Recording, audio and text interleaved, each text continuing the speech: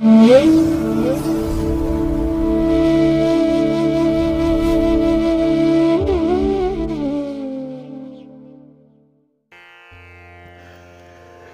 ಮಹಾಗಣಪತಿಯೇ ನಮಃ.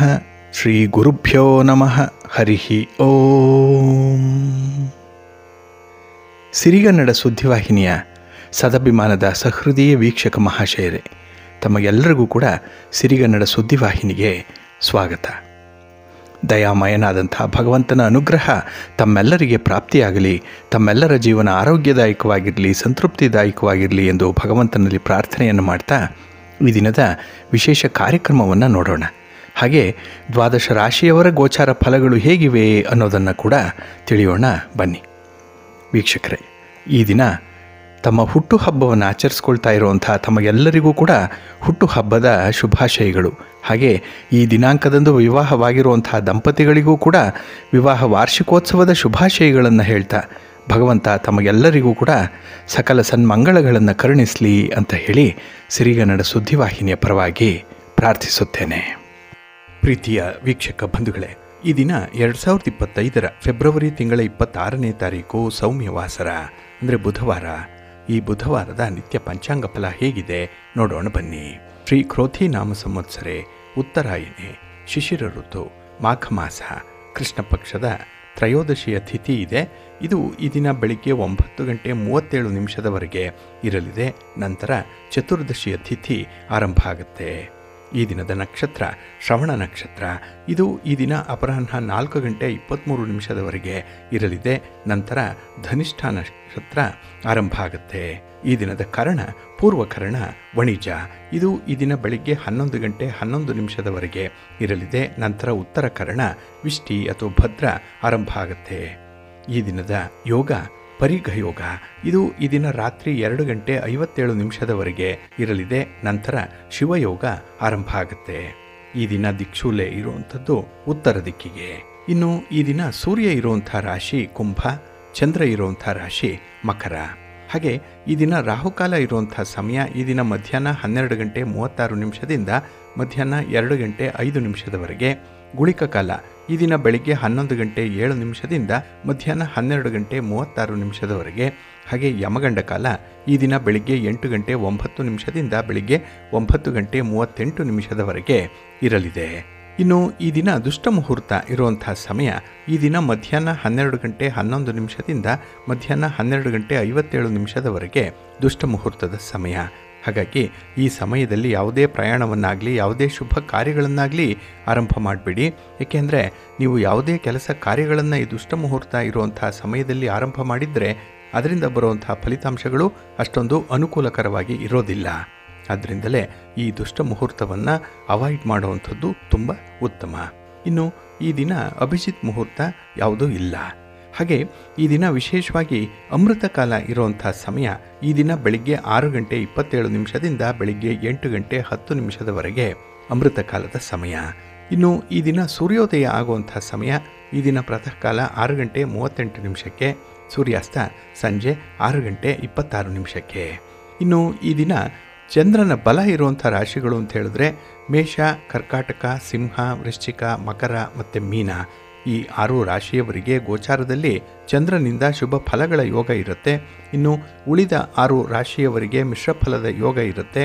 ಅದನ್ನು ಮುಂದೆ ದ್ವಾದಶ ರಾಶಿಯವರ ಗೋಚಾರ ಫಲಗಳನ್ನು ನೋಡುವಂಥ ಸಂದರ್ಭದಲ್ಲಿ ಮತ್ತಷ್ಟು ವಿಚಾರಗಳನ್ನು ತಿಳ್ಕೊಳ್ಳೋಣ. ಇನ್ನು ಈ ದಿನದ ಹೊರಾದ ಅಧಿಪತಿ ಬುಧ. ಬುಧ ಅಂತ ಹೇಳಿದ್ರೆ ವ್ಯಾಪಾರಕ್ಕೆ, ವ್ಯವಹಾರಕ್ಕೆ, ಗಣಿತಕ್ಕೆ, ಲೆಕ್ಕಾಚಾರಕ್ಕೆ ಕಾರಕನಾಗಿರುವಂಥವನು. ಹಾಗಾಗಿ ಈ ದಿನ ವರ್ತಕರಿಗೆ, ದಳ್ಳಾಳಿಗಳಿಗೆ, ವ್ಯಾಪಾರಸ್ಥರಿಗೆ ತುಂಬ ಅನುಕೂಲತೆಗಳಿರುವಂಥ ದಿನ. ಅದರಲ್ಲೂ ಈ ದಿನ ಹಾಗಾಗಿ ಈ ದಿನ ವ್ಯಾಪಾರಸ್ಥರಿಗೆ ತುಂಬ ಅನುಕೂಲತೆಗಳಿರುತ್ತೆ. ಇನ್ನು ಈ ಬುಧ ವಾಕ್ಚಾತುರ್ಯಕ್ಕೆ ಕಾರಕನಾಗಿರುವಂಥವನು, ಮಾತಿಗೆ ಕಾರಕ ಬುಧ.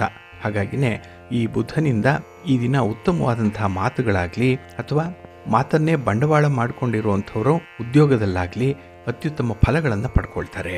ಇನ್ನು ಹಾಸ್ಯಕ್ಕೆ, ವಿನೋದಕ್ಕೆ, ವಿದ್ಯೆಗೆ, ಸ್ನೇಹಕ್ಕೆ, ಗೆಳೆತನಕ್ಕೆ ಕಾರಕನಾಗಿರುವಂಥವನು ಬುಧ. ಹಾಗಾಗಿ ಈ ದಿನ ಯಾವುದೇ ರೀತಿಯ ಪಾರ್ಟ್ನರ್ಶಿಪ್ಪಲ್ಲಿ ನಡೆಯುವಂಥ ವ್ಯವಹಾರಗಳಿಗೂ ಕೂಡ ಅತ್ಯುತ್ತಮವಾದಂಥ ಅನುಕೂಲತೆಗಳಿರುತ್ತೆ. ಜೊತೆಗೆ ಈ ದಿನ ನಿಮ್ಮ ಗೆಳೆಯರಿಂದಲಾಗಲಿ ಅಥವಾ ನಿಮಗೆ ಬೇಕಾದಂತಹ ವ್ಯಕ್ತಿಗಳಿಂದಲಾಗಲಿ ನೀವು ಅನುಕೂಲತೆಗಳನ್ನು ಪಡ್ಕೊಳ್ತೀರಿ. ಹಾಗೆ ಅವರು ಬಯಸುವಂತಹ ಕೆಲವೊಂದು ಸೌಲಭ್ಯಗಳನ್ನಾಗಲಿ ಸಹಾಯವನ್ನಾಗಲಿ ನೀವು ಕೂಡ ಮಾಡುವಂಥದ್ದು ಇದೆ. ಒಟ್ಟಾರೆ ಈ ದಿನ ಒಂದು ಮ್ಯೂಚುವಲ್ ಅಂಡರ್ಸ್ಟ್ಯಾಂಡಿಂಗ್ ಅನ್ನುವಂಥದ್ದು ಬಹಳ ಚೆನ್ನಾಗಿದೆ. ಇನ್ನು ಕಲಿಕೆಗೆ, ಬರವಣಿಗೆಗೆ ಬುಧ ಕಾರಕ. ಹಾಗಾಗಿ ವಿದ್ಯಾರ್ಥಿಗಳಿಗೂ ಕೂಡ ಈ ದಿನ ಅತ್ಯುತ್ತಮವಾಗಿರುವಂಥದ್ದು. ನಿಮ್ಮ ಕಲಿಕೆ, ನಿಮ್ಮ ವ್ಯಾಸಂಗ, ನಿಮ್ಮ ಓದು ಅಥವಾ ನಿಮ್ಮ ಮುಂದಿನ ಗುರಿ ಏನಿರಬೇಕು ಇದರ ಬಗ್ಗೆ ಈ ದಿನ ಒಳ್ಳೆಯ ಮಾಹಿತಿಯನ್ನು ಪಡ್ಕೊಳ್ಳುವಂಥದ್ದು, ಅದರ ಬಗ್ಗೆ ಸಾಕಷ್ಟು ಚಿಂತನೆಗಳನ್ನು ನಡೆಸುವಂಥ ಸಾಧ್ಯತೆಗಳು ಕೂಡ ಬುಧನಿಂದ ನಿಮಗೆ ಸಿಗ್ತಾ ಇದೆ. ಹಾಗೆ ಈ ದಿನ ಇರುವಂಥ ಗುರು ಹೋರಾದಲ್ಲಿ ಇಂತಹ ಕೆಲಸ ಕಾರ್ಯಗಳನ್ನು ಆರಂಭ ಮಾಡಿಬಿಟ್ರೆ ನಿಮಗೆ ಅತ್ಯುತ್ತಮವಾದಂಥ ಫಲಿತಾಂಶಗಳೇ ಸಿಕ್ಕತ್ತೆ. ಹಾಗಾಗಿ ಈ ದಿನ ಗುರು ಹೋರ ಇರುವಂಥ ಸಮಯ ಈ ದಿನ ಬೆಳಿಗ್ಗೆ 9 ಗಂಟೆ 36 ನಿಮಿಷದಿಂದ ಬೆಳಿಗ್ಗೆ 10 ಗಂಟೆ 35 ನಿಮಿಷದವರೆಗೆ. ಇನ್ನು ಅಪರಾಹ್ನ 4 ಗಂಟೆ 28 ನಿಮಿಷದಿಂದ ಸಂಜೆ 5 ಗಂಟೆ 27 ನಿಮಿಷದವರೆಗೆ. ಇನ್ನು ರಾತ್ರಿ 11 ಗಂಟೆ 31 ನಿಮಿಷದಿಂದ ರಾತ್ರಿ 12 ಗಂಟೆ 33 ನಿಮಿಷದವರೆಗೆ ಗುರುಹೋರ ಇರುವಂಥ ಸಮಯ. ಇದನ್ನು ನೀವು ಅನುಸರಣೆ ಮಾಡ್ಬೋದು, ಒಳ್ಳೆಯದಾಗತ್ತೆ. ಆದರೆ ಬಂಧುಗಳೇ, ಈ ದಿನ ಇರುವಂಥ ಶನಿ ಹೋರಾದಲ್ಲಿ ನಿಮ್ಮ ಕೆಲಸ ಕಾರ್ಯಗಳನ್ನು ಆರಂಭ ಮಾಡಿದ್ರೆ, ನಿಮ್ಮ ಪ್ರಯಾಣವನ್ನು ಆ ಸಂದರ್ಭದಲ್ಲಿ ಏನಾದರೂ ಆರಂಭ ಮಾಡಿದರೆ ಸ್ವಲ್ಪ ನಿಧಾನ ಆಗುತ್ತೆ. ಏಕೆಂದರೆ ಶನಿ ಮಂದಗತಿಯಲ್ಲಿ ಚಲಿಸುವಂಥವನು. ಹಾಗಾಗಿ ನಿಮ್ಮ ಕೆಲಸ ಕಾರ್ಯಗಳಿಗೆ ಬಹಳ ಬೇಗ ಫಲಿತಾಂಶಗಳು ಸಿಕ್ಕಲ್ಲ, ನಿಮಗೆ ಸ್ವಲ್ಪ ತಾಳ್ಮೆ ಕೆಡುವಂಥ ಸಂದರ್ಭ ಇದೆ. ಅದಕ್ಕಾಗಿಯೇ ಕೆಲವೊಂದು ಪ್ರಮುಖವಾದಂತಹ ಕೆಲಸ ಕಾರ್ಯಗಳನ್ನು ಆದಷ್ಟು ಶನಿ ಹೋರಾದಲ್ಲಿ ಮಾಡಬೇಡಿ. ಇದು ಈ ದಿನ ಬೆಳಿಗ್ಗೆ 8 ಗಂಟೆ 37 ನಿಮಿಷದಿಂದ ಬೆಳಿಗ್ಗೆ 9 ಗಂಟೆ 36 ನಿಮಿಷದವರೆಗೆ. ಇನ್ನು ಅಪರಾಹ್ನ 3 ಗಂಟೆ 29 ನಿಮಿಷದಿಂದ ಅಪರಾಹ್ನ 4 ಗಂಟೆ 28 ನಿಮಿಷದವರೆಗೆ. ಹಾಗೆ ರಾತ್ರಿ 10 ಗಂಟೆ 30 ನಿಮಿಷದಿಂದ ರಾತ್ರಿ 11 ಗಂಟೆ 31 ನಿಮಿಷದವರೆಗೆ ಶನಿ ಹೋರ ಇರುವಂಥ ಸಮಯ. ಇದನ್ನು ನೀವು ಸ್ವಲ್ಪ ಅವಾಯ್ಡ್ ಮಾಡ್ಕೊಳ್ಳಿ, ಒಳ್ಳೆಯದಾಗತ್ತೆ. ಹಾಗೆ ಬಂಧುಗಳೇ, ಈ ದಿನ ಇರುವಂಥ ಬುಧ ಹೋರ ಮಾತ್ರ ಬಹಳ ಚೆನ್ನಾಗಿದೆ, ತುಂಬ ಫೇವರಬಲ್ ಆಗಿದೆ.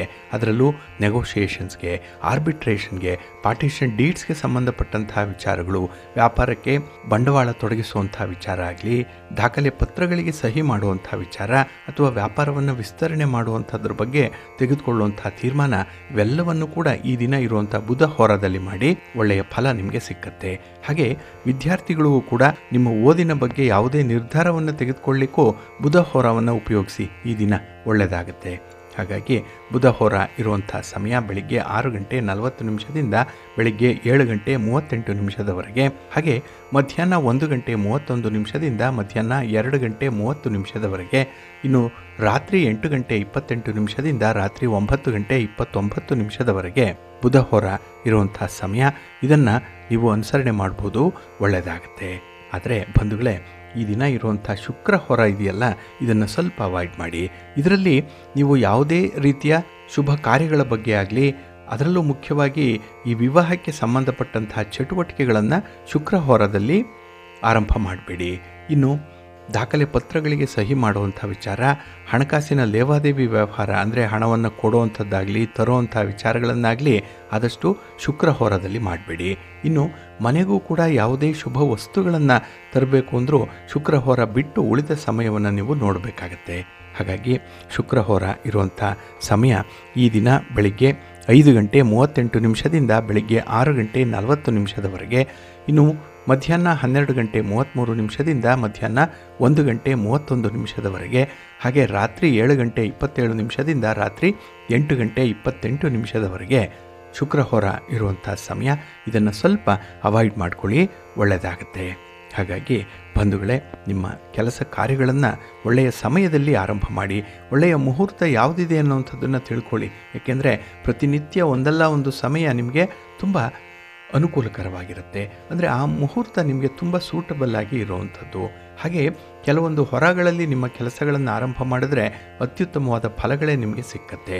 ಹಾಗಾಗಿನೇ ಪ್ರತಿನಿತ್ಯ ನೀವು ಆ ಮುಹೂರ್ತದ ಬಗ್ಗೆ, ಹೊರದ ಬಗ್ಗೆ ತಿಳ್ಕೊಳ್ಬೇಕು. ಅದಕ್ಕಾಗಿಯೇ ಸಿರಿಗನ್ನಡ ಸುದ್ದಿವಾಹಿನಿ ಪ್ರತಿನಿತ್ಯ ಪ್ರಸಾರ ಮಾಡುವಂಥ ಈ ಪಂಚಾಂಗದ ವಿವರಗಳನ್ನು ಕೇಳಿಸ್ಕೊಳ್ಳಿ. ಇದರಲ್ಲಿ ನಿಮಗೆ ಬೇಕಾದಂತಹ ಮಾಹಿತಿಗಳು ಸಿಕ್ಕತ್ತೆ. ಅದನ್ನು ಅನುಸರಣೆ ಮಾಡೋದ್ರಿಂದ ಖಂಡಿತ ನಿಮ್ಮ ಪ್ರಯತ್ನ ಯಶಸ್ವಿಯಾಗುತ್ತೆ. ನೀವು ಅಂದುಕೊಂಡಂತಹ ಫಲಿತಾಂಶವನ್ನು ಪಡ್ಕೊಳ್ಳಿಕ್ಕೆ ಇದು ನಿಮಗೆ ಸಹಾಯ ಮಾಡುತ್ತೆ. ಇದು ನಮ್ಮ ಗುರು ಹಿರಿಯರ, ಋಷಿ ಮುನಿಗಳ ಒಂದು ಮಾರ್ಗದರ್ಶನ. ಇದನ್ನು ನೀವು ಪ್ರತಿನಿತ್ಯ ಅನುಸರಣೆ ಮಾಡಿ, ಒಳ್ಳೆಯದಾಗತ್ತೆ. ಪ್ರೀತಿಯ ಬಂಧುಗಳೇ, ಈ ದಿನ ಬಹಳ ವಿಶೇಷವಾಗಿರುವಂಥ ದಿನ. ಶಿವರಾತ್ರಿ ಆಚರಣೆ ಇರುವಂಥ ದಿನ. ಇದನ್ನೇ ಮಹಾಶಿವರಾತ್ರಿ ಅಂತ ಹೇಳಿ ಕರೆಯುವಂಥದ್ದು. ಇಲ್ಲಿ ಶಿವರಾತ್ರಿ ಅಂತ ಹೇಳಿದ್ರೆ ಶಿವನ ರಾತ್ರಿ ಇದು. ಇಲ್ಲಿ ಶಿವ ಅನ್ನುವಂಥ ಶಬ್ದ ಸುಂದರವೂ ಆಗಿರುವಂಥದ್ದು, ಹಾಗೆ ಮುಕ್ತಿಪ್ರದ ಅಂತ ಕೂಡ ಹೇಳ್ತಾರೆ. ಹಾಗಾಗಿ ಶಿವ ಅನ್ನುವಂಥದ್ದಕ್ಕೆ ವಿಶೇಷವಾದಂಥ ಒಂದು ಅರ್ಥ ಇದೆ. ಇಲ್ಲಿ ಶಿ ಅಂತ ಹೇಳಿದ್ರೆ ಪಾಪನಾಶಕ ಅಂತ ಹೇಳಿ, ಇದನ್ನೇ ಕೆಲವರು ಮಂಗಳಕರ ಅಂತ ಹೇಳಿ ಕರೆಯುವಂಥದ್ದಿದೆ. ಹಾಗೆ ವಾ ಅಂತ ಹೇಳಿದ್ರೆ ನೀಡುವಂಥವನು, ಹಾಗಾಗಿ ಮಂಗಳಕರವಾಗಿರುವಂಥವನು, ಹಾಗಾಗಿ ಮಂಗಳಕರವಾಗಿರುವಂಥದ್ದನ್ನು ನೀಡುವಂಥವನು ಶಿವ.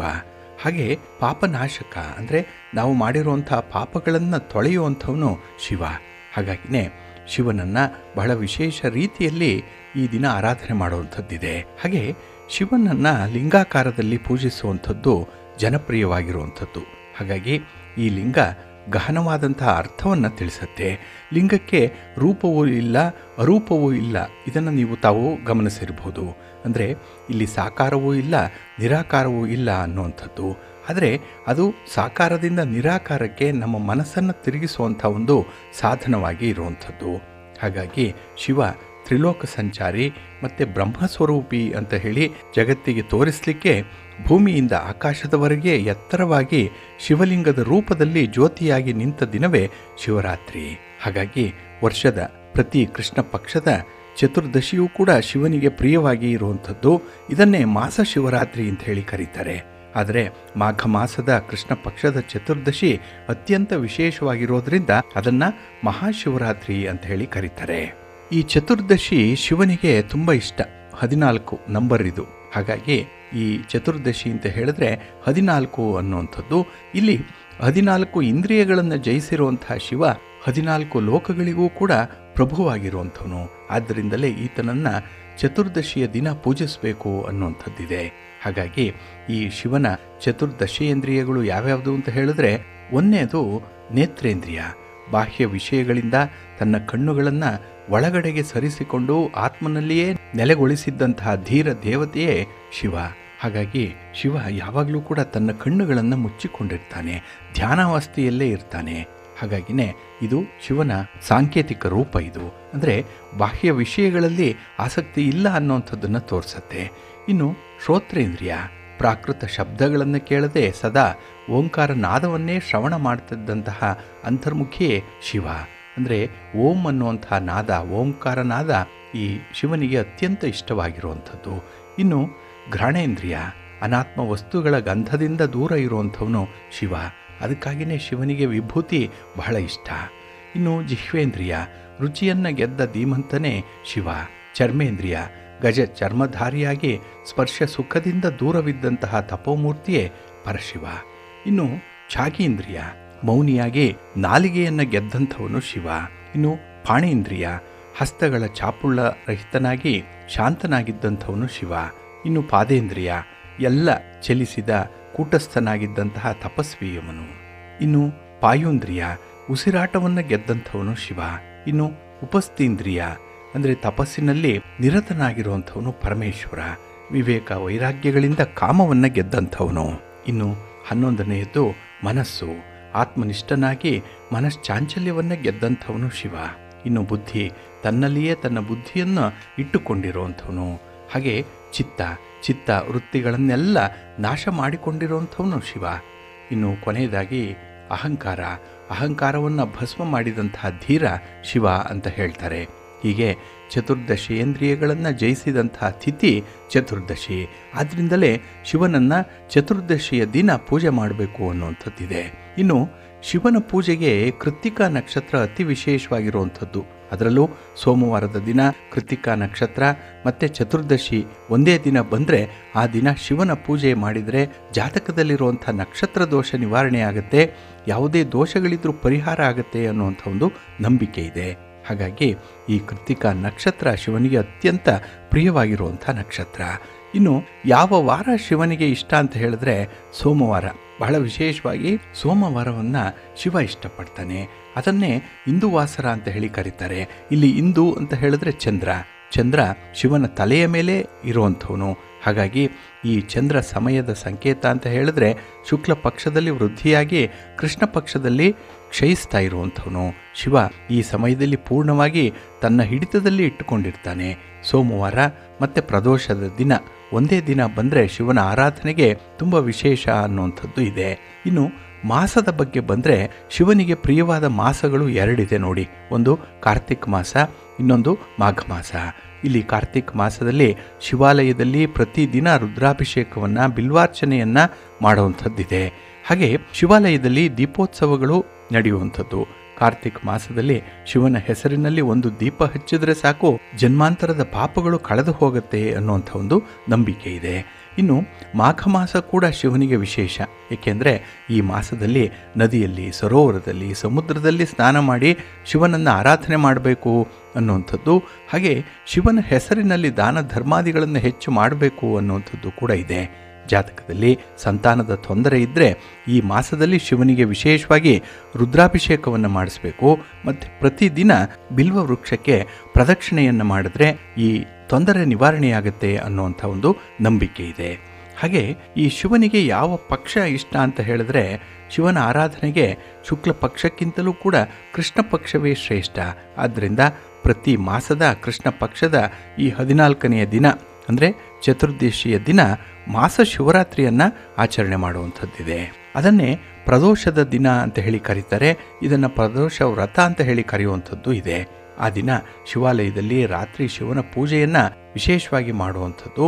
ಹಾಗೆ ಈ ಮಾಘ ಮಾಸದ ಕೃಷ್ಣ ಪಕ್ಷದಲ್ಲಿ ಬರುವಂಥ ಮಹಾಶಿವರಾತ್ರಿಯ ದಿನ 3 ವಿಚಾರಗಳನ್ನು ಗಮನಿಸಬೇಕು.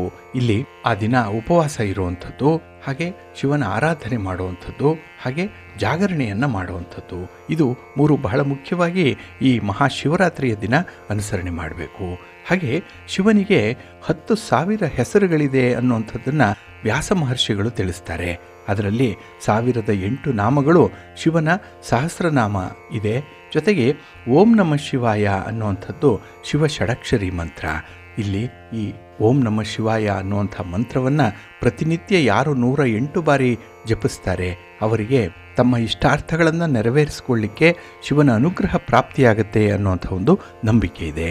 ಹಾಗಾಗಿನೇ ಈ ಚತುರ್ದಶಿಯ ದಿನ ನಾವು ಶಿವನಾಮವನ್ನು ಸ್ಮರಣೆ ಮಾಡಿಕೊಳ್ಳೋಣ. ಪಂಚಾಕ್ಷರಿ ಮಂತ್ರ, ಷಡಕ್ಷರಿ ಮಂತ್ರವನ್ನು ಈ ದಿನ ಹೇಳ್ಕೊಳ್ಳುವಂಥದ್ದು, ಶಿವಾಲಯಕ್ಕೆ ಹೋಗಿ ಶಿವನ ದರ್ಶನ ಮಾಡುವಂಥದ್ದು, ಸಾಧ್ಯ ಆದರೆ ಈ ದಿನ ಉಪವಾಸ ಮಾಡಿ ಜಾಗರಣೆ ಮಾಡಿ. ಆದರೆ ಈ ಶಿವನ ಆರಾಧನೆಯಲ್ಲಿ ಮಾತ್ರ ಕಡ್ಡಾಯವಾಗಿ ಪಾಲ್ಗೊಳ್ಳಿ, ಒಳ್ಳೆಯದಾಗತ್ತೆ. ಇನ್ನು ಈ ದಿನ ಶಿವನಿಗೆ ಪ್ರಿಯವಾದಂಥ ಬಿಲ್ವಪತ್ರೆಯಲ್ಲಿ ಶಿವನನ್ನು ಪೂಜೆ ಮಾಡಿದ್ರೆ ಜಾತಕದಲ್ಲಿ ಇರುವಂಥ ನಕ್ಷತ್ರ ದೋಷಗಳು ಹಾಗೆ ವಾರ ದೋಷಗಳೇನೇ ಇದ್ದರೂ ಕೂಡ ಅದನ್ನು ನಿವಾರಣೆ ಮಾಡಿಕೊಳ್ಳಿಕ್ಕೆ ಸಾಧ್ಯ ಇದೆ. ಈ ನಿಟ್ಟಿನಲ್ಲಿ ಈ ದಿನ ಶಿವನ ಆರಾಧನೆಯನ್ನು ಮಾಡಿ, ಶಿವನ ಪ್ರಾರ್ಥನೆಯನ್ನು ಮಾಡಿ, ಶಿವನ ದರ್ಶನವನ್ನು ಮಾಡಿಕೊಳ್ಳಿ, ಒಳ್ಳೆಯದಾಗತ್ತೆ.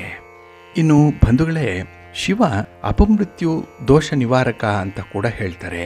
ಇಲ್ಲಿ ಅಪಮೃತ್ಯು ಅಂತ ಹೇಳಿದ್ರೆ, ಮೃತ್ಯು ಅಂತ ಹೇಳಿದ್ರೆ ಸಾವು, ಸಾವು ಅಂದರೆ ಮರಣ. ಇಲ್ಲಿ ಮರಣ ಮತ್ತು ಮೃತ್ಯು ಅಂದರೆ ಕೊನೆಯಲ್ಲಿ ಪ್ರಾಣ ಹೋಗುವುದು ಅನ್ನುವಂಥ ಒಂದು ಅರ್ಥ. ಇದು ಸಾಮಾನ್ಯವಾಗಿ ಜನರು ಹೇಳುವಂಥದ್ದು ಅಪಮೃತ್ಯು ಅಂತ ಹೇಳಿದ್ರೆ. ಆದರೆ ಶಾಸ್ತ್ರದ ಪ್ರಕಾರ ನಮಗೆ ಬಂದು ಒದಗುವಂಥ ರೋಗಗಳಾಗಲಿ, ಅಪಮಾನಗಳಾಗಲಿ, ಮನಸ್ತಾಪಗಳಾಗಲಿ, ಆದಿವ್ಯಾಧಿಗಳಾಗಲಿ, ಬಡತನ, ಇನ್ನು ತಾಪತ್ರಯಗಳು, ಆಧ್ಯಾತ್ಮಿಕವಾಗಿ, ಆದಿ ಭೌತಿಕವಾಗಿ, ಆದಿ ದೈವಿಕವಾಗಿ ಬರುವಂತಹ ತಾಪತ್ರಯಗಳು, ಶತ್ರುಗಳ ಬಾಧೆ, ಅಪಘಾತ, ಮನಸ್ಸಿಗೆ ಕಿರಿಕಿರಿ, ಇವುಗಳು ಕೂಡ ಮನುಷ್ಯನಿಗೆ ಮೃತ್ಯು ಅಂತ ಹೇಳಿ ಅನ್ನಿಸ್ಕೊಳ್ಳುತ್ತೆ. ಏಕೆಂದರೆ ನಮ್ಮ ಜೀವನದಲ್ಲಿ ಏನಾದರೂ ಒಂದನ್ನು ಸಾಧನೆ ಮಾಡಲಿಕ್ಕೆ ಹೊರಟಂಥವ್ರಿಗೆ ಈ ರೀತಿಯ ಬಾಧೆಗಳು ಕಾಡಿದ್ರೆ ಅದು ಒಂದು ರೀತಿಯ ಮೃತ್ಯು ಸ್ವರೂಪವಾಗೇ ಇರುವಂಥದ್ದು. ಅಂತಹ ಮೃತ್ಯುವನ್ನು ದೂರ ಮಾಡುವಂಥವನೇ ಮೃತ್ಯುಂಜಯ, ಅವನೇ ಶಿವ. ಹಾಗಾಗಿ ಇಲ್ಲಿ ಮೃತ್ಯುಂ ಮರಣಂ ಜಯತಿ ನಾಶಯತಿ ದೂರಿ ಕರೋತಿ ಇತಿ ಮೃತ್ಯುಂಜಯ ಅನ್ನುವಂಥದ್ದನ್ನು ಶಿವನಿಗಾಗಿ ಹೇಳುವಂಥದ್ದು. ಹಾಗಾಗಿ ಶಿವ ಸ್ವತಃ ತಾನು ಜನ್ಮ ಮರಣರಹಿತನಾಗಿದ್ದು ತನ್ನ ಭಕ್ತರನ್ನೂ ಕೂಡ ಈ ಜನನ ಮರಣದ ಚಕ್ರದಿಂದ ಪಾರು ಮಾಡ್ತಾನೆ ಅನ್ನುವಂಥ ಒಂದು ನಂಬಿಕೆ ಇದೆ. ಆದ್ದರಿಂದಲೇ ಶಿವನನ್ನ ಕಾರುಣ್ಯಧೀರ ದೇವತೆ ಅಂತ ಹೇಳಿ ಕರೆಯುವಂಥದ್ದು. ಹಾಗೆ ಶಿವನನ್ನೇ ಸ್ವತಃ ಮೃತ್ಯುಂಜಯ ಅಂತ ಹೇಳಿ ಕರೀತಾರೆ. ಯಾಕೆ ಅಂತ ಹೇಳಿದ್ರೆ ತನ್ನ ಭಕ್ತರನ್ನು ಕೂಡ ಮೃತ್ಯುಂಜಯರನ್ನಾಗಿ ಮಾಡಬಲ್ಲಂತಹ ಸಾಮರ್ಥ್ಯ ಪರಶಿವನಿಗೆ ಮಾತ್ರ ಇದೆ ಅನ್ನುವಂಥ ಒಂದು ಉಲ್ಲೇಖ ಇದೆ. ಹಾಗಾಗಿನೇ ಇಲ್ಲಿ ಅಪಮೃತ್ಯು ಅಂತ ಹೇಳಿದ್ರೆ ನಮಗೆ ನಿರೀಕ್ಷೆ ಮಾಡದೇ ಇರುವಂತಹ ಸಂದರ್ಭದಲ್ಲೂ ಕೂಡ ಬರುವಂತಹ ಈ ಮೃತ್ಯು ಸ್ವರೂಪದ ಸಮಸ್ಯೆಗಳನ್ನು ಶಿವ ನಿವಾರಣೆ ಮಾಡ್ತಾನೆ.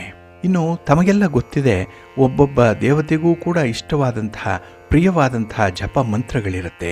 ನವಗ್ರಹಗಳಿಗೂ ಕೂಡ ಅವರವರ ಜಪ ಮಂತ್ರಗಳಿದೆ. ಆಯಾ ಮಂತ್ರಗಳನ್ನೇ ಪುನಶ್ಚರಣೆ ಮಾಡೋದರಿಂದ ಆಯಾ ದೇವತೆಗಳು ಪ್ರಸನ್ನರಾಗ್ತಾರೆ, ಸಂತೋಷಗೊಂಡು ವರವನ್ನು ನೀಡ್ತಾರೆ ಅನ್ನುವಂಥ ಒಂದು ನಂಬಿಕೆ ಇದೆ. ಅದರಲ್ಲೂ ವೇದೋಕ್ತ ಮತ್ತು ಪುರಾಣೋಕ್ತ ದೇವತೆಯಾಗಿರೋದ್ರಿಂದ ಶಿವ ಪ್ರಾಚೀನ ದೇವತೆ. ಹಾಗಾಗಿನೇ ಈತನಿಗೆ ಅತ್ಯಂತ ಪ್ರಿಯವಾದಂತಹ ಮಂತ್ರ ಅಂತ ಹೇಳಿದ್ರೆ ಮಹಾ ಮೃತ್ಯುಂಜಯ ಮಂತ್ರ. ಇಲ್ಲಿ ಈ ಮೃತ್ಯುಂಜಯ ಮಂತ್ರ ತಮಗೆಲ್ಲರಿಗೂ ಗೊತ್ತಿದೆ. ಓಂ ತ್ರಯಂಬಕಂ ಯಜಾಮಹೇ ಸುಗಂಧಿಂ ಪುಷ್ಟಿವರ್ಧನಂ ಅನ್ನುವಂಥ ಮಂತ್ರವನ್ನು ಪಠಣ ಮಾಡಿಕೊಳ್ಬೇಕು. 108 ಸಲ ಪಠಣ ಮಾಡೋದ್ರಿಂದ ನಿಮಗೆ ಇಷ್ಟಾರ್ಥಗಳು ನೆರವೇರುತ್ತೆ ಅನ್ನುವಂಥದ್ದು. ಹಾಗೆ ಅಪಮೃತ್ಯು ದೋಷ ಇದ್ರೂ ಕೂಡ ಅದು ನಿವಾರಣೆಯಾಗತ್ತೆ ಅನ್ನುವಂಥ ಒಂದು ನಂಬಿಕೆ ಇದೆ. ಹಾಗಾಗಿ ಆ ಮಹಾ ಮೃತ್ಯುಂಜಯ ಮಂತ್ರ ಓಂ ತ್ರಯಂಬಕಂ ಯಜಾಮಹೇ ಸುಗಂಧಿಂ ಪುಷ್ಟಿವರ್ಧನಂ ಉರ್ವಾರುಕಮಿವ ಬಂಧನಾತ್ ಮೃತ್ಯೋರ್ಮುಕ್ಷೀಯ ಮಾಮೃತ ಅನ್ನುವಂಥ ಮಂತ್ರವನ್ನು ಹೇಳ್ಕೊಳ್ಳಿ. ಈ ಮಂತ್ರಗಳಿಂದ ಹೋಮ ಜಪ ಮಾಡಿಸಿದ್ರೆ ರೋಗವಾಗ್ಲಿ, ಬಾಧೆಯಾಗ್ಲಿ, ಅಪಘಾತದ ತೊಂದರೆಗಳಾಗ್ಲಿ, ಇನ್ನು ಜಾತಕದಲ್ಲಿ ಅಪಮೃತ್ಯು ದೋಷ ಇದ್ರೂ ಕೂಡ ಅದು ನಿವಾರಣೆಯಾಗುತ್ತೆ. ಹಾಗಾಗಿ ಈ ಜಾತಕದಲ್ಲಿರುವಂತಹ ದೋಷಗಳನ್ನು ನಾವು ನೋಡಬೇಕು ಅಂತ ಹೇಳಿದ್ರೆ ಅದರಲ್ಲಿ ಬಹಳ ಮುಖ್ಯವಾಗಿ ಅಪಮೃತ್ಯು ದೋಷವನ್ನು ಪರಿಗಣಿಸಬೇಕು. ಇದನ್ನು ಲಗ್ನದಿಂದ 4, 6, 8 ಮತ್ತು 12ನೇ ಮನೆಗಳಿಂದ ನೋಡುವಂಥದ್ದಿದೆ. ಲಗ್ನದಿಂದ 4ನೇ ಮನೆಯಲ್ಲಿ ಶನಿ ಇದ್ದು 12ರಲ್ಲಿ ರಾಹು ಇದ್ದಾಗ ಮತ್ತೆ ರಾಹು ದಶೆ ನಡೀತಾ ಇದ್ದರೆ ಅಪಮೃತ್ಯು ದೋಷ ಬರುತ್ತೆ. ಹಾಗೆ ಲಗ್ನದಿಂದ 8ರಲ್ಲಿ ರಾಹು ಇದ್ದರೆ 4ನೇ ಮನೆಯಲ್ಲಿ ಕುಜ ಇದ್ದರೆ, ಕುಜ ದಶೆ ನಡೀತಾ ಇದ್ದರೆ ಇಲ್ಲಿ ವಾಹನದಿಂದ ಅಪಮೃತ್ಯು ದೋಷ ಉಂಟಾಗತ್ತೆ. ಹಾಗೆ ಲಗ್ನದಿಂದ 12ನೇ ಮನೆಯಲ್ಲಿ ರಾಹು, ಶನಿ ಮತ್ತು ಕುಜಗ್ರಹ ಇದ್ದರೆ, ಶನಿ ದಶೆ, ಶನಿ ಭುಕ್ತಿ ನಡೀತಾ ಇದ್ರೂ ಕೂಡ ಅಪಮೃತ್ಯು ದೋಷ ಉಂಟಾಗತ್ತೆ. ಇನ್ನು ಲಗ್ನದಿಂದ 6ನೇ ಮನೆಯಲ್ಲಿ ಕೇತು ಮತ್ತು ಕುಜ ಇದ್ದರೆ, ಕೇತು ದಶೆ ನಡೀತಾ ಇದ್ದರೆ ರೋಗ ಬಾಧೆಗಳು ಉಲ್ಬಣ ಆಗುತ್ತೆ. ಇದು ಕೂಡ ಅಪಮೃತ್ಯು ದೋಷಕ್ಕೆ ಕಾರಣವಾಗುತ್ತೆ. ಇನ್ನು 8ನೇ ಮನೆಗೆ ರಾಹು ದೃಷ್ಟಿ ಇದ್ದಾಗ, ರಾಹು ದಶೆ ನಡೀತಾ ಇರುವಂಥ ಸಂದರ್ಭದಲ್ಲೂ ಕೂಡ ಅಪಮೃತ್ಯು ದೋಷ ಬರುತ್ತೆ. ಇನ್ನು 4ನೇ ಮನೆಗೆ ಮತ್ತು 12ನೇ ಮನೆಗೆ ಪಾಪಗ್ರಹಗಳ ದೃಷ್ಟಿ ಬಿದ್ದಾಗ, ಶನಿ ದಶೆ, ರಾಹುಭುಕ್ತಿ ನಡೀತಾ ಇರುವಂಥ ಸಂದರ್ಭದಲ್ಲೂ ಕೂಡ ಅಪಮೃತ್ಯು ದೋಷ ಇರುತ್ತೆ.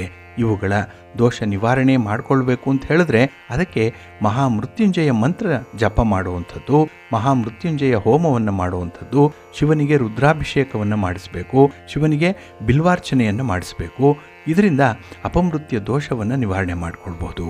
ಎಲ್ಲದಕ್ಕಿಂತ ಹೆಚ್ಚಾಗಿ ಈ ಮಹಾಶಿವರಾತ್ರಿಯ ದಿನ ಶಿವನ ನಾಮಸ್ಮರಣೆಯನ್ನು ಮಾಡ್ತಾ, ಶಿವಸ್ತೋತ್ರವನ್ನು ಹೇಳ್ಕೊಳ್ತಾ, ಉಪವಾಸವನ್ನು ಮಾಡಿ ಜಾಗರಣೆಯನ್ನು ಮಾಡಿದ್ರೆ ಖಂಡಿತ ಈ ಅಪಮೃತ್ಯು ದೋಷ ನಿವಾರಣೆ ಆಗುತ್ತೆ. ಅತ್ಯಂತ ಸುಲಭದಲ್ಲಿ ಶಿವನನ್ನು ಒಲಿಸಿಕೊಳ್ಳಲಿಕ್ಕೆ ಇರುವಂಥ ಏಕೈಕ ಮಾರ್ಗ ಅಂತ ಹೇಳಿದ್ರೆ ಈ ಮಹಾಶಿವರಾತ್ರಿಯ ವ್ರತಾಚರಣೆ. ಹಾಗಾಗಿ ತಾವು ಕೂಡ ಈ ಮಹಾಶಿವರಾತ್ರಿಯ ಹಿನ್ನೆಲೆಯನ್ನು ತಿಳ್ಕೊಳ್ಳಿ. ಇದಕ್ಕಿರುವಂಥ ಒಂದು ಪ್ರಾಮುಖ್ಯತೆ ಏನು? ದೇವತೆಗಳೂ ಕೂಡ ಈ ಮಹಾಶಿವರಾತ್ರಿಯ ದಿನ ವಿಶೇಷವಾಗಿ ಶಿವನನ್ನು ಪೂಜೆ ಮಾಡುವಂಥದ್ದಿದೆ. ಹಾಗಾಗಿನೇ ಈ ದಿನ ನಾವು ಕೂಡ ಶಿವನ ಆರಾಧನೆಯನ್ನು ಮಾಡೋಣ. ನಿಮಗೆ ಗೊತ್ತಿರುವಂಥ ರೀತಿಯಲ್ಲೇ ಶಿವನ ಸ್ಮರಣೆ ಮಾಡಿ, ಶಿವನ ಪೂಜೆ ಮಾಡಿ. ಹಾಗೆ ಈ ದಿನ ಶಿವಾಲಯಕ್ಕೆ ಹೋಗಿ ಬನ್ನಿ, ಶಿವನ ದರ್ಶನವನ್ನು ಮಾಡಿ ಅಲ್ಲಿ. ಇನ್ನು ಈ ದಿನ ಉಪವಾಸ ಮಾಡುವಂಥದ್ದು, ಹಾಗೆ ರಾತ್ರಿ ಇಡೀ ಜಾಗರಣೆ ಮಾಡಿ ಯಾಮದ ಪೂಜೆಗಳಲ್ಲಿ ಭಾಗವಹಿಸುವಂಥದ್ದನ್ನ ಮಾಡಿದ್ರೆ ಖಂಡಿತ ನಿಮ್ಮ ಉದ್ದೇಶ ಈಡೇರುತ್ತೆ.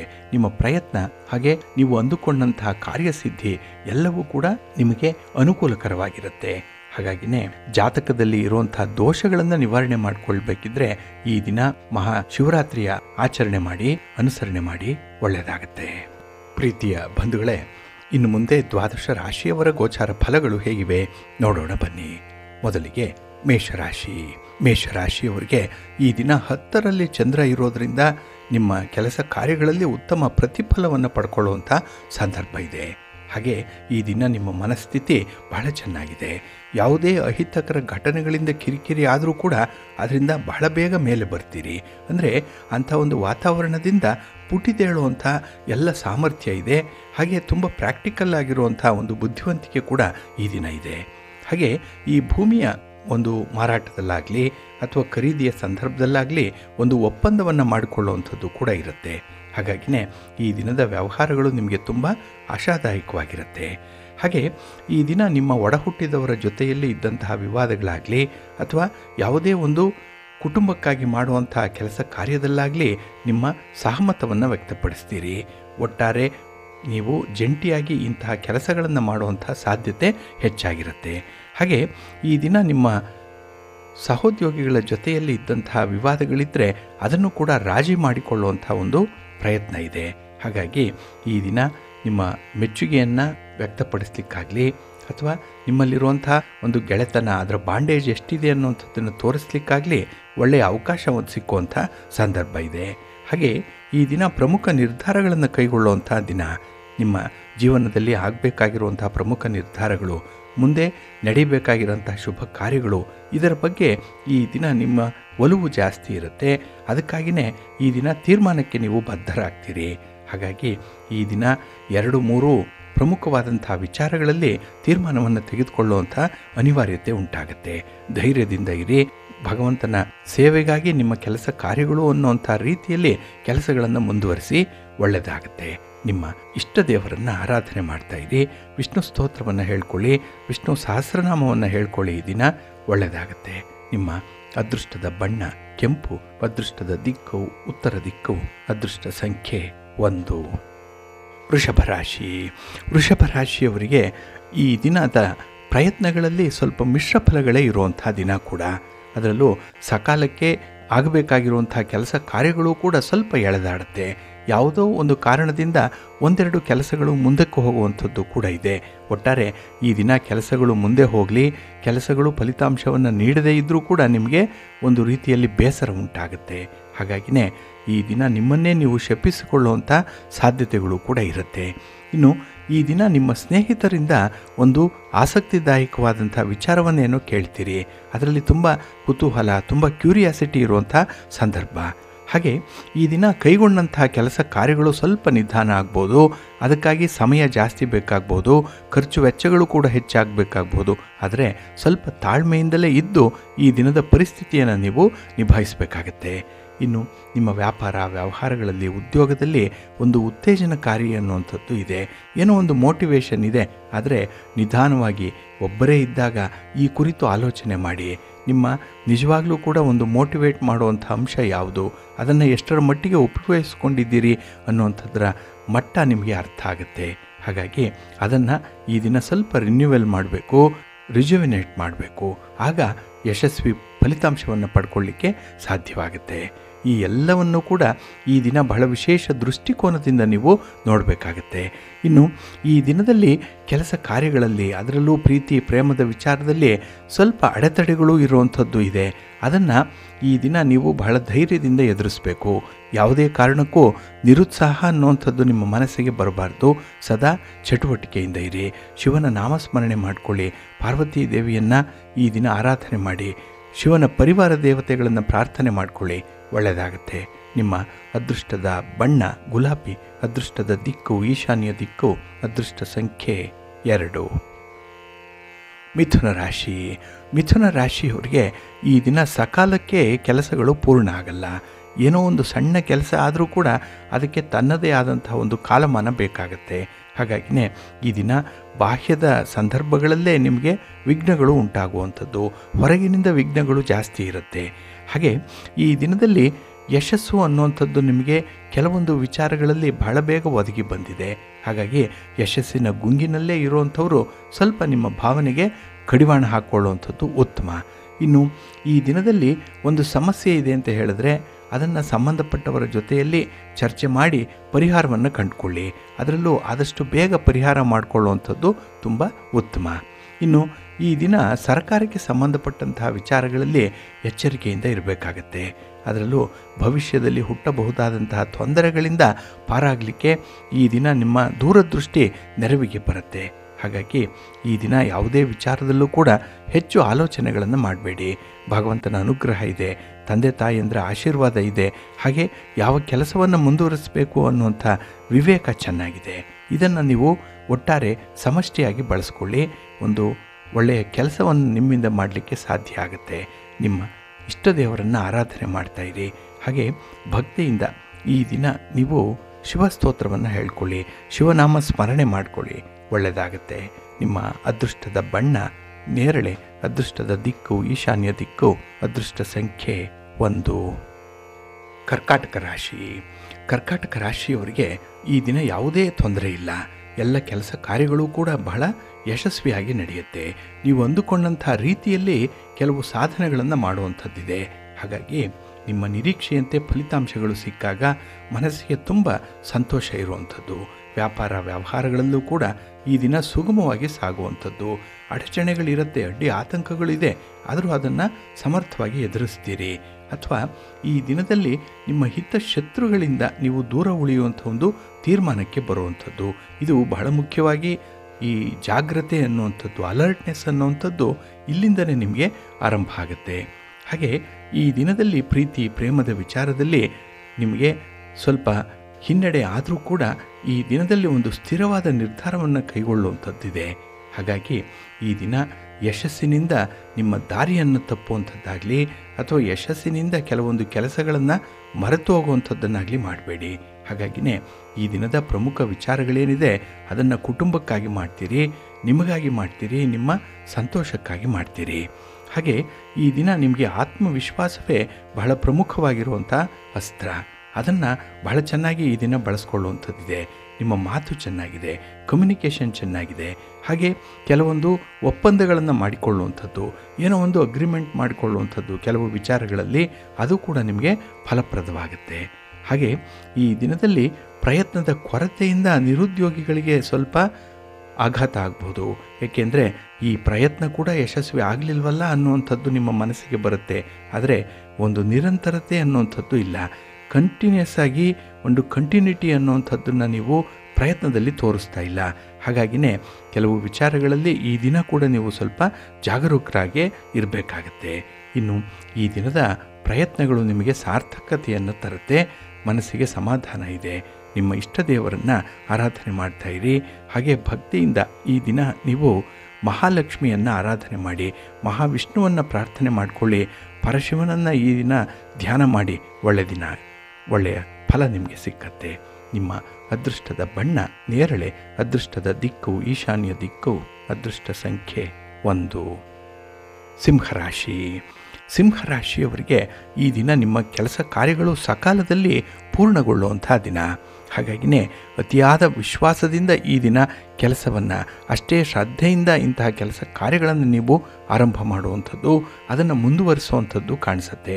ಒಟ್ಟಾರೆ ಈ ದಿನ ತುಂಬ ಪರಿಶ್ರಮದಿಂದಲೇ ಕೆಲಸಗಳು ಮುಂದುವರಿಯುತ್ತೆ.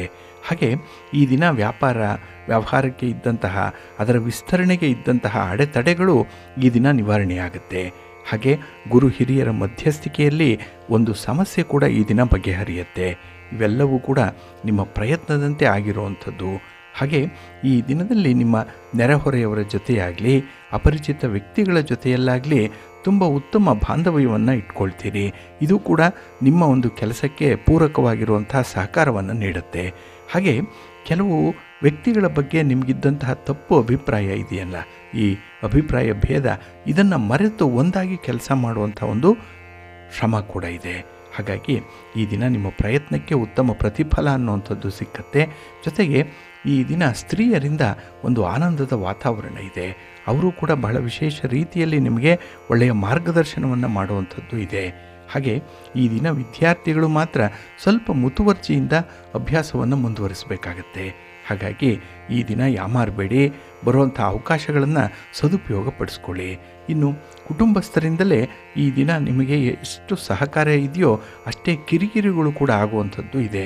ಹಾಗಾಗಿ ಹಂಸಕ್ಷೀರ ನ್ಯಾಯದಂತೆ ಈ ದಿನ ಉಪಕಾರ ಸ್ಮರಣೆ ಮಾಡಿ, ಅವರಲ್ಲಿರುವಂಥ ಒಳ್ಳೆಯತನವನ್ನು ಗುರುತಿಸಿ, ಆದರೆ ಅವರ ಹಠಮಾರಿ ಧೋರಣೆಯನ್ನು ಈ ದಿನ ಮರೆತುಬಿಡಿ. ನಿಮ್ಮ ಇಷ್ಟ ದೇವರನ್ನು ಆರಾಧನೆ ಮಾಡಿ. ಹಾಗೆ ಭಕ್ತಿಯಿಂದ ಶಿವ ಪಂಚಾಕ್ಷರಿ ಮಂತ್ರವನ್ನು ಹೇಳ್ಕೊಳ್ಳಿ, ಶಿವಸ್ತೋತ್ರವನ್ನು ಈ ದಿನ ಹೇಳ್ಕೊಳ್ಳಿ, ಒಳ್ಳೆಯದಾಗತ್ತೆ. ನಿಮ್ಮ ಅದೃಷ್ಟದ ಬಣ್ಣ ಕೆಂಪು, ಅದೃಷ್ಟದ ದಿಕ್ಕು ಈಶಾನ್ಯ ದಿಕ್ಕು, ಅದೃಷ್ಟ ಸಂಖ್ಯೆ 1. ಕನ್ಯಾ ರಾಶಿ. ಕನ್ಯಾ ರಾಶಿಯವರಿಗೆ ಈ ದಿನ ಸ್ವಲ್ಪ ನಿರುತ್ಸಾಹ ಇರುವಂತಹ ದಿನ. ಯಾವುದೋ ಒಂದು ಕೆಲಸಕ್ಕೆ ಯಾರೋ ಅಡ್ಡಿಪಡಿಸಿದ್ರು, ಯಾರೋ ಒಂದು ಮಾತನ್ನು ಹೇಳೋದ್ರಿಂದ ನಿಮ್ಮ ಮನಸ್ಸಿಗೆ ಬೇಸರ ಆಯಿತು. ಇನ್ನು ಎಷ್ಟೇ ಪ್ರಯತ್ನ ಪಟ್ಟರೂ ಕೂಡ ಆ ಕೆಲಸ ಸರಿಯಾದ ರೀತಿಯಲ್ಲಿ ಪ್ರಾರಂಭ ಆಗಲಿಲ್ಲ, ಒಳ್ಳೆಯ ಟೇಕ್ ಆಫ್ ಆಗಲಿಲ್ಲ, ಇನ್ನು ಬೇಕಾದಂತಹ ಸಂಪನ್ಮೂಲಗಳು ಸರಿಯಾಗಿ ಸಿಕ್ಕಲಿಲ್ಲ.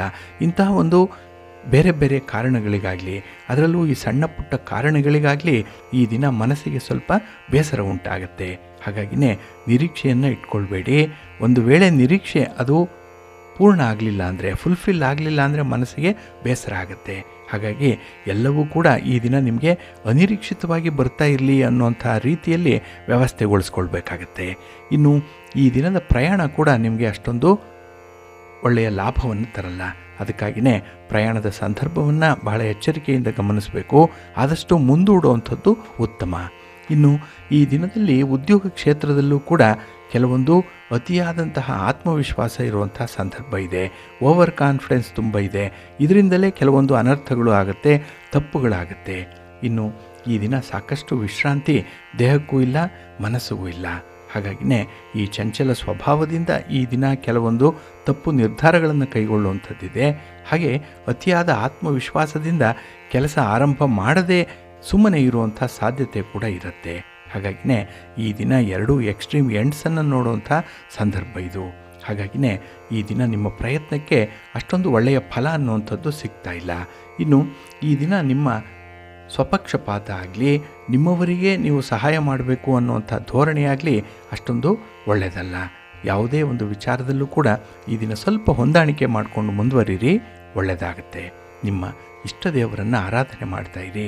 ಹಾಗೆ ಭಕ್ತಿಯಿಂದ ಭೂವರಹ ಸ್ವಾಮಿಯನ್ನು ಈ ದಿನ ಪ್ರಾರ್ಥನೆ ಮಾಡಿಕೊಳ್ಳಿ. ಶಿವಪಾರ್ವತಿಯರನ್ನು ದರ್ಶನ ಮಾಡಿಕೊಳ್ಳಿ, ಒಳ್ಳೆಯದಾಗುತ್ತೆ.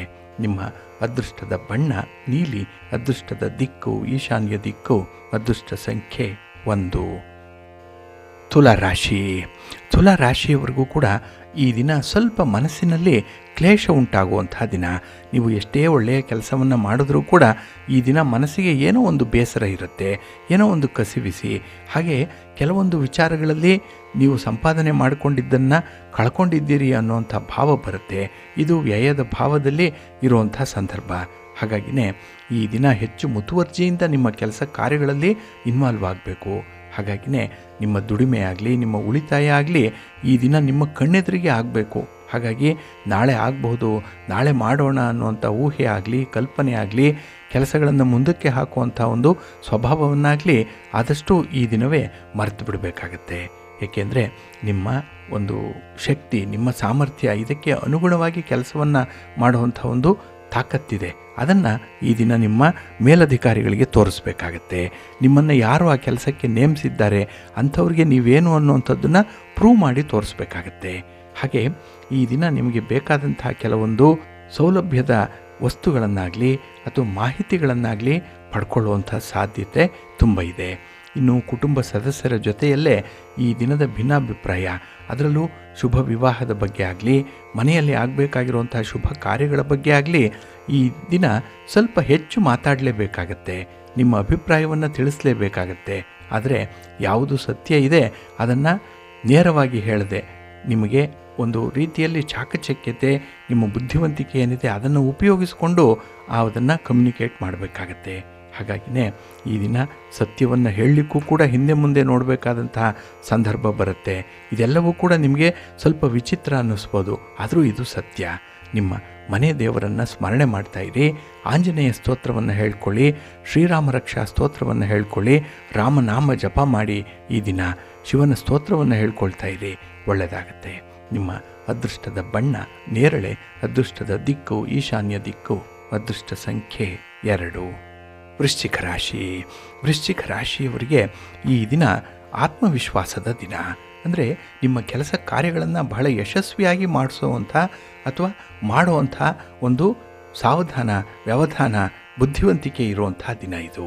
ಹಾಗೆ ಈ ದಿನ ಯೋಗ್ಯ ರೀತಿಯ ಮಾತುಕತೆ ನಿಮ್ಮಲ್ಲಿದೆ, ಕಮ್ಯುನಿಕೇಷನ್ ಚೆನ್ನಾಗಿದೆ.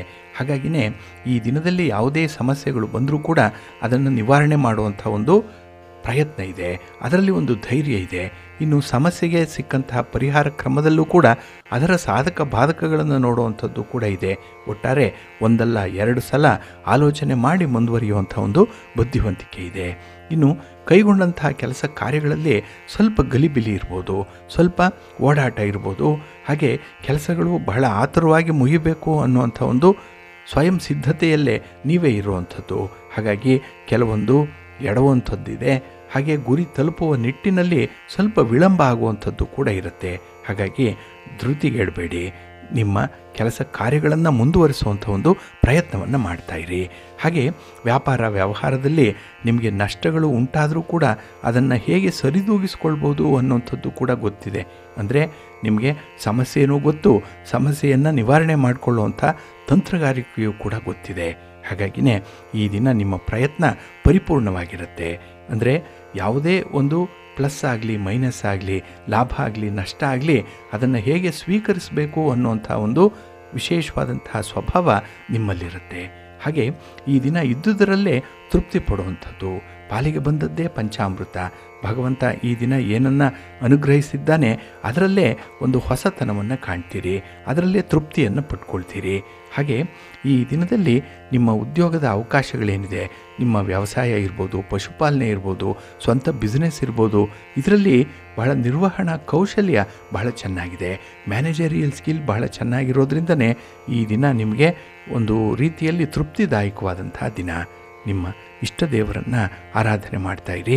ಗಣಪತಿಯನ್ನು ಈ ದಿನ ಪ್ರಾರ್ಥನೆ ಮಾಡಿಕೊಳ್ಳಿ, ಗಣಪತಿಯ ಸ್ತೋತ್ರವನ್ನು ಹೇಳ್ಕೊಳ್ಳಿ, ಶಿವನ ಪರಿವಾರ ದೇವತೆಗಳನ್ನು ಪ್ರಾರ್ಥನೆ ಮಾಡ್ತಾಯಿರಿ, ಒಳ್ಳೆಯದಾಗತ್ತೆ.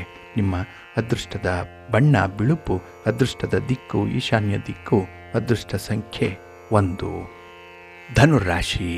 ಧನುರಾಶಿಯವರಿಗೆ ಈ ದಿನ ಧನಸ್ಥಾನದಲ್ಲಿ ಚಂದ್ರ ಇದ್ದಾನೆ.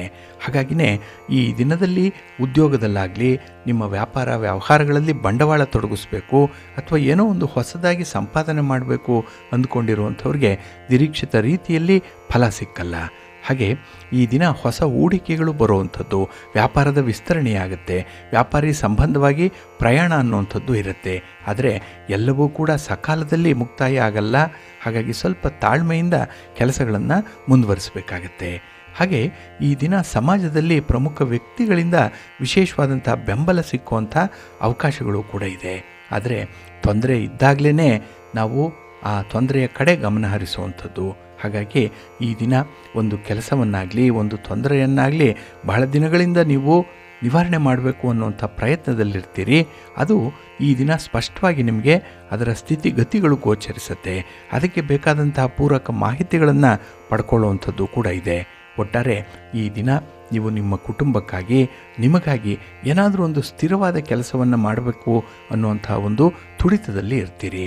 ಹಾಗೆ ಈ ದಿನ ಅನುಕೂಲಕರವಾದಂತಹ ಗ್ರಹ ಸ್ಥಾನಗಳು ನಿಮಗೆ ಅಷ್ಟೊಂದಾಗಿ ಇಲ್ಲ, 50-50 ಇರುವಂಥದ್ದು. ಹಾಗಾಗಿನೇ ಈ ದಿನ ನೀವು ನಂಬಿಕೊಂಡಿರುವಂತಹ ನೈತಿಕ ಮೌಲ್ಯ ಏನಿದೆ ಅದಕ್ಕೆ ಅನುಸಾರವಾಗಿ ಕೆಲಸಗಳನ್ನು ಆಯ್ಕೆ ಮಾಡಿಕೊಂಡು ಮುಂದುವರಿಸಿ. ಇನ್ನು ಈ ದಿನ ನಿಮ್ಮ ಆತ್ಮವಿಶ್ವಾಸವೇ ನಿಮಗೆ ಒಂದು ಅಸ್ತ್ರ. ಅದೇ ನಿಮಗೆ ಬೇಕಾದಂಥ ಒಂದು ಪ್ರಬಲವಾದ ವಿಚಾರಧಾರೆ. ಅದರಲ್ಲಿ ನೀವು ಈ ದಿನ ಮನಸ್ಸಿಟ್ಟು ಕೆಲಸವನ್ನು ಮಾಡುವಂಥದ್ದನ್ನು ಮುಂದುವರಿಸಿ. ಮನೆಯಲ್ಲಿ ಆನಂದದ ವಾತಾವರಣವನ್ನು ನೀವೇ ಕಲ್ಪಿಸಬೇಕಾಗತ್ತೆ. ಎಲ್ಲವೂ ಕೂಡ ನಿಮ್ಮ ಕೈಯಲ್ಲೇ ಈ ದಿನ ಇರುವಂಥದ್ದು. ಹಾಗಾಗಿ ಮುತುವರ್ಜಿಯಿಂದ ಈ ದಿನ ಕೆಲಸಗಳನ್ನು ಮಾಡಿ, ಮನೆ ಕೆಲಸ ಮಾಡಿ, ನಿಮಗಾಗಿ ಮಾಡಿ, ನಿಮ್ಮವರಿಗಾಗಿ ಮಾಡಿ. ಈ ದಿನ ಎಲ್ಲವನ್ನು ಕೂಡ ಭಗವಂತನಿಗೆ ಕೊನೆಗೆ ಅರ್ಪಣೆ ಮಾಡಿಬಿಡಿ, ಒಳ್ಳೆಯದಾಗುತ್ತೆ. ನಿಮ್ಮ ಮನೆ ದೇವರನ್ನು ಸ್ಮರಣೆ ಮಾಡ್ತಾಯಿರಿ. ಹಾಗೆ ಭಕ್ತಿಯಿಂದ ಈ ದಿನ ನೀವು ವಿಷ್ಣು ಸ್ತೋತ್ರವನ್ನು ಹೇಳ್ಕೊಳ್ಳಿ, ಶಿವಪಂಚಾಕ್ಷರಿ ಮಂತ್ರವನ್ನು ಹೇಳ್ಕೊಳ್ಳಿ, ಹರಿಹರರನ್ನು ಪ್ರಾರ್ಥನೆ ಮಾಡಿಕೊಳ್ಳಿ. ಈ ದಿನ ಒಳ್ಳೆಯದಾಗುತ್ತೆ. ನಿಮ್ಮ ಅದೃಷ್ಟದ ಬಣ್ಣ ನೇರಳೆ, ಅದೃಷ್ಟದ ದಿಕ್ಕು ಈಶಾನ್ಯ ದಿಕ್ಕು, ಅದೃಷ್ಟ ಸಂಖ್ಯೆ 1. ಮಕರ ರಾಶಿ. ಮಕರ ರಾಶಿಯವರಿಗೆ ಈ ದಿನ ಸಮಸ್ಯೆಗಳು ನಿವಾರಣೆಯಾಗುವಂಥ ದಿನ. ನೋಡಿ, ಇದಕ್ಕೆ ನಿಮ್ಮ ಪ್ರಯತ್ನ ಅಷ್ಟಿಷ್ಟಾಗಿ ಪಟ್ಟಿಲ್ಲ. ಎಲ್ಲ ಹೋರಾಟಗಳನ್ನು ಮಾಡಿ ಕೊನೆಗೆ ನಿಮಗೆ ಜಯ ಸಿಕ್ಕಿರುವಂಥದ್ದು. ಹಾಗಾಗಿನೇ ಈ ದಿನ ಸ್ವಲ್ಪ ಪ್ರಮಾಣದಲ್ಲಿ ನಿಮಗೆ ಲಾಭ ಆಗಲಿ, ಸ್ವಲ್ಪ ಪ್ರಮಾಣದಲ್ಲಿ ಉಪಯೋಗ ಆದರೂ ಕೂಡ ನೀವು ತುಂಬ ಸಂತೋಷದಿಂದ ಇರ್ತೀರಿ. ಹಾಗಾಗಿನೇ ಈ ದಿನ ನೀವು ಅಲ್ಪತೃಪ್ತರು ಅಂತಲೇ ಹೇಳ್ಬೋದು. ಬಹಳ ಕಡಿಮೆದಕ್ಕೆ ಸೆಟ್ಲಾಗುವಂಥದ್ದು ಕೂಡ ಇದೆ. ಹಾಗೆ ವಿದ್ಯಾರ್ಥಿಗಳು ಈ ದಿನ ಹೆಚ್ಚು ಮುತುವರ್ಜಿಯಿಂದ ನಿಮ್ಮ ಓದಿನಲ್ಲಿ ತೊಡಗಿಸ್ಕೊಳ್ತೀರಿ. ಇಲ್ಲಿಯವರೆಗೂ ಕೂಡ ಏನೋ ಒಂದು ಆಟದ ಮನೋಭಾವ ಇದ್ದಂಥದ್ದು, ಅಂತಹ ಸ್ವಭಾವ. ಆದರೆ ಈ ದಿನ ಮಾತ್ರ ಸ್ವಲ್ಪ ಸೀರಿಯಸ್ ಆಗಿ ನಿಮ್ಮ ಓದಿನ ಕಡೆ ಗಮನ ಕೊಡುವಂಥದ್ದು ಕೂಡ ಇದೆ. ಹಾಗೆ ಈ ದಿನದಲ್ಲಿ ಒಂದು ಕಮ್ಯುನಿಕೇಷನ್ ಏನಿದೆ, ಮಾತುಗಾರಿಕೆ ಅಥವಾ ನಿಮ್ಮ ಸಂವಹನ ಕೌಶಲ್ಯ, ಇದು ಬಹಳ ಚೆನ್ನಾಗಿರಬೇಕು. ಏಕೆಂದರೆ ಈ ದಿನ ಬರುವಂಥ ಗಣ್ಯರಾಗಲಿ, ಸರ್ಕಾರದ ಮಟ್ಟದ ಅಧಿಕಾರಿಗಳಾಗಲಿ ಈ ಒಂದು ವಿಚಾರದಲ್ಲಿ ಸ್ವಲ್ಪ ಎಚ್ಚರಿಕೆಯಿಂದ ನಿಮ್ಮ ಮಾತುಗಳನ್ನು ನಿಯಂತ್ರಣದಲ್ಲಿ ಇಟ್ಕೊಳ್ಬೇಕಾಗತ್ತೆ. ಇನ್ನು ಈ ದಿನ ಯಾವುದೇ ಒಂದು ಸಿಟ್ಟು, ಕೋಪ, ಅಸಹನೆ ಇಂಥದ್ದನ್ನು ಹೊರ ಹಾಕಬೇಡಿ. ನಿಮಗೆ ಏನೇ ಇದ್ದರೂ ಕೂಡ ಅದನ್ನು ನಿಮ್ಮ ಮನಸ್ಸಿನಲ್ಲೇ ಇಟ್ಕೊಳ್ಬೇಕು. ಅದಕ್ಕೆ ಒಂದು ಸಂದರ್ಭ ಬರುತ್ತೆ, ಆಗ ಅದು ಒಂದು ಔಟ್ಲೆಟ್, ನಿಮಗೆ ಅದನ್ನು ಬಳಸ್ಕೊಳ್ಳಿರಂತೆ.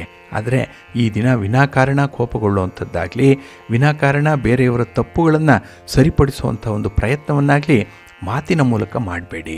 ಅದನ್ನು ಕ್ರಿಯಾತ್ಮಕವಾಗಿ ಕ್ರಿಯೆಯ ಮೂಲಕ ನೀವು ತೋರಿಸ್ಬೇಕಾಗತ್ತೆ. ಅಂಥ ಒಂದು ಪ್ರಯತ್ನ ಇರಲಿ, ಒಳ್ಳೆಯದಾಗತ್ತೆ. ಸದ್ಯಕ್ಕೆ ಹಣ ಹೂಡಿಕೆಯ ವಿಚಾರ ಅನ್ನುವಂಥದ್ದು ಇದ್ದರೆ ಸ್ವಲ್ಪ ಯೋಚನೆ ಮಾಡಿ, ಆದಷ್ಟು ದೂರ ಇರಿ. ಆದರೆ ಅನಿವಾರ್ಯ ಇದ್ದಾಗ ಅದರ ಸಾಧಕ ಬಾಧಕಗಳನ್ನು ನೋಡಿಕೊಂಡು ಮುಂದುವರಿರಿ, ಒಳ್ಳೆಯದಾಗತ್ತೆ. ನಿಮ್ಮ ಮನೆ ದೇವರನ್ನು ಸ್ಮರಣೆ ಮಾಡ್ತಾ ಇರಿ.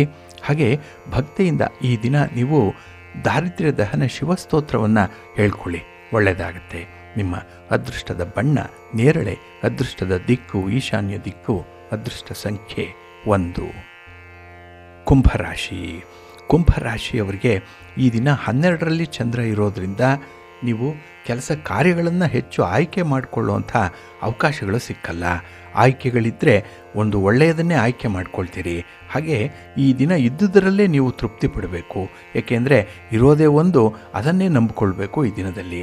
ಅಂತಹ ಒಂದು ಪರಿಸ್ಥಿತಿ ಈ ದಿನ ಬರುವಂಥದ್ದಿದೆ. ಹಾಗೆ ಈ ದಿನ ಪ್ರೀತಿ ಪಾತ್ರರಿಗೆ ಸ್ವಲ್ಪ ಅಸಂತೋಷ ಉಂಟಾಗುವಂಥದ್ದು ಕೂಡ ಇದೆ. ಏಕೆಂದರೆ ನಿಮ್ಮ ತ್ಯಾಗ, ನಿಮ್ಮ ಮಾತು, ನಿಮ್ಮ ಒಂದು ಅಜೆಂಡಾ ನಿಮ್ಮವರಿಗೆ ಅರ್ಥ ಆಗ್ತಿಲ್ಲ. ಹಾಗಾಗಿ ಮನಸ್ಸಿಗೆ ಬೇಸರ ಉಂಟಾಗುವಂಥದ್ದು ಇರುತ್ತೆ. ಇನ್ನು ಈ ದಿನದಲ್ಲಿ ಯಾವುದೇ ಒಂದು ವಾದ ವಿವಾದಗಳಿದ್ದರೆ ಆದಷ್ಟು ಅದರಿಂದ ದೂರ ಉಳಿಯುವಂಥ ಒಂದು ಪ್ರಯತ್ನ ಮಾಡಿ. ಇಲ್ಲ, ವಾದ ಏನಾದರೂ ಆಗ್ತಾಯಿದ್ರೆ ಅದಕ್ಕೆ ಪುಷ್ಟೀಕರಿಸುವಂಥ ಅಂಶಗಳನ್ನು ನೀವು ನೀಡಬೇಕು, ದಾಖಲೆಗಳನ್ನು ನೀಡಬೇಕು. ಅದು ನಿಮ್ಮಿಂದ ಈ ದಿನ ಸಾಧ್ಯ ಆಗಲ್ಲ, ಏಕೆಂದರೆ ನಿಮಗೆ ಅಷ್ಟೊಂದು ಪೇಷನ್ಸ್ ಇಲ್ಲ. ಇನ್ನು ಈ ದಿನ ಅಂಥ ವಿಚಾರಗಳು, ವಿದ್ಯಮಾನಗಳು ಬಂದರೆ ಆದಷ್ಟು ಅದನ್ನು ಮುಂದಕ್ಕೆ ಹಾಕುವಂಥದ್ದು, ಇಲ್ಲ ನಿಮ್ಮ ಗೆಳೆಯರ ನೆರವಿನಿಂದ ಮುಂದೆ ಅದಕ್ಕೆ ಒಂದು ಉತ್ತಮವಾದಂತಹ ಒಂದು ಪ್ರತ್ಯುತ್ತರವನ್ನು ಕೊಡುವಂಥ ಒಂದು ಪ್ರಯತ್ನ ಮಾಡಿವರಂತೆ. ಇನ್ನು ಈ ದಿನದಲ್ಲಿ ಧನಾತ್ಮಕ ಮುನ್ನಡೆ ಏನಿದೆ ಅದು ನಿಮ್ಮ ಇಚ್ಛಿತ ಗುರಿಯನ್ನು ಮುಟ್ಟಲಿಕ್ಕೆ ಸಹಾಯ ಮಾಡುತ್ತೆ. ಹಾಗಾಗಿ ತುಂಬ ಪಾಸಿಟಿವ್ ಆಗಿ ಯೋಚನೆ ಮಾಡ್ತಾ ಇರಿ. ಏಕೆಂದರೆ ನೆಗೆಟಿವ್ ಥಾಟ್ಸ್ ಅನ್ನುವಂಥದ್ದು ನಿಮಗೆ ಬಹಳ ಬೇಗ ಬರುತ್ತೆ. ಇದು ಸ್ವಲ್ಪ ಚಂಚಲವಾಗಿರುವಂಥ ಮನಸ್ಸನ್ನು ಸೃಷ್ಟಿ ಮಾಡುವಂಥದ್ದು. ಹಾಗಾಗಿನೇ ಈ ದಿನ ಸ್ವಲ್ಪ ಜಿತವಾಗಿ, ಸ್ವಲ್ಪ ಧನಾತ್ಮಕವಾಗಿ, ಪಾಸಿಟಿವ್ ಆಗಿ ಆಲೋಚನೆ ಮಾಡ್ತಾ ಮುಂದುವರಿರಿ, ಒಳ್ಳೆಯದಾಗತ್ತೆ. ಇನ್ನು ಈ ದಿನ ಮನೆಗೆ ಬೇಕಾದಂತಹ ಕೆಲವು ಉಪಕರಣಗಳನ್ನು ಕೊಂಡುಕೊಳ್ಳುವಂಥ ಸಾಧ್ಯತೆಗಳು ಕೂಡ ಇದೆ, ಸ್ವಲ್ಪ ಜಾಗ್ರತೆ. ಇನ್ನು ಈ ದಿನ ನಿಮ್ಮ ಇಷ್ಟ ದೇವರನ್ನು ಆರಾಧನೆ ಮಾಡ್ತಾ ಇರಿ.